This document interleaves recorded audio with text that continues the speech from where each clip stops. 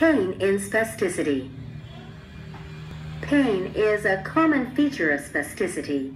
A feeling of pain or tightness in and around the joint or at the lower back is generally observed in spastic patients. The pain associated with spasticity can be as mild as a feeling of tight muscles, or it can be severe enough to produce painful spasms of the extremities, usually the leg. Pain and spastic shoulder are also frequently associated with hemiplegia following stroke. Local muscle pain is clinically elicited after the thinly myelinated A, delta, and unmyelinated C nerve fibers become activated. This activation could be induced by muscle ischemia resulting from spasticity.